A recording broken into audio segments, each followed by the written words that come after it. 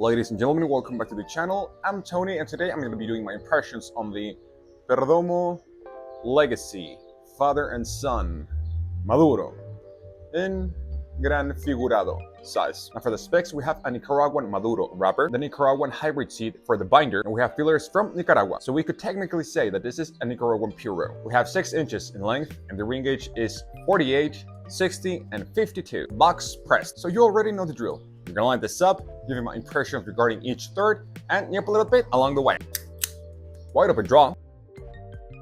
So if you have seen any of my previous cigar-related videos, you already know I don't like to talk too much during the first 5 to 10 minutes because I like to give some time to the cigar to wake up. But I do have to say that I'm expecting full flavor, medium to medium plus in strength. Second iteration of this new Perdomo Legacy Father and Son. The first video was regarding the Connecticut, and after this, the Nicaraguan Shade Grown. According to Half Wheel and also the Perdomo podcast, this blend, the Maduro variation, was blended by the Sun. So let's see how this one develops. So I'm gonna start smoking this, and I'll get my impressions regarding the first third.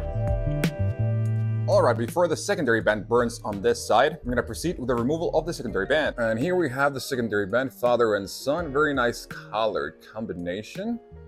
Very ornate. And now that I'm basically done with the first third, I want to start off by saying the flavor is full, strength is medium. Now for the flavors, dry, dark, bitter earth is the main tone here in this first third. Second place, a very generous amount of black pepper. Third place, we have some unsweetened cocoa powder. And underneath that, we have some espresso. And that's it as far as the flavors go. Now, pairings that I would go with this beautiful cigar. This is one of those versatile blends that I think that you could pair with pretty much whatever you want. So if you have your go-to pairing for a Maduro cigar, do your thing. Personally, I think I would go with a very smooth scotch. But also remember, black coffee or espresso are 2 options that you can never go wrong with.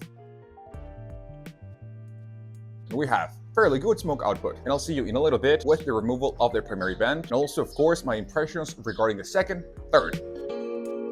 Alright, let's remove the primary band now, and here we have this primary band. Very beautiful color combination once again, very ornate, very regal looking. And now that I'm basically done with the second third, we'll talk about touch-ups in a minute. Did something change? A little bit. Now the unsweetened cocoa powder is the main tone here in this second third. Second place, now we have the espresso. Underneath that, equal amounts of black pepper and the dark, dry, peaty earth. And at the very bottom of the flavor profile, a slight walnut note joined the profile. Very subtle though, but definitely gave the second third a slight woody quality. And that's it as far as the flavors go. Flavor still full, strength still medium. And we still have fairly good smoke output. So I'm gonna keep puffing this down, and I'll get my impressions regarding the final third.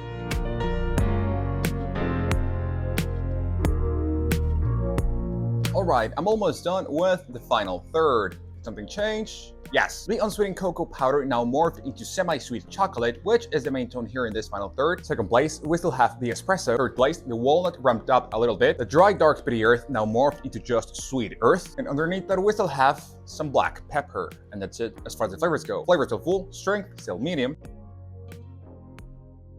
Super windy, but we still have fairly good smoke output. So this was a pretty solid Maduro cigar. I'm gonna be honest with you, this was very good, but did not blow me away. But I'm gonna dare to say that if you tend to gravitate towards the Perdomo Maduro cigars, you're gonna enjoy this a lot. Obviously, this is the first time that I have this blend, just like this new trilogy, but for some reason, I was expecting a little bit more of complexity or sweetness in the flavor profile. But needless to say that every palate is different because taste is personal. And as I always say, you can smoke whatever you want, whenever you want, but this would be a great after lunch or as an after dinner cigar. Of course, it's got those rich, dark, and robust flavors that always comes great at the end of the day. And of course, this blend is something that I would not recommend to someone that is starting off smoking cigars. Construction, well, the draw was marvelous, pretty much wide open, just like in the Connecticut, but unfortunately, I had to touch this up 3 times. So in that department, construction could have been better. Now I just have left the Nicaraguan Shade Grown, which has this Perdomo hybrid seed in the binder as this whole new trilogy, but also in the wrapper. And once again, just like the whole trilogy, of course, I'm looking forward to it. And I'm gonna smoke this to the nub.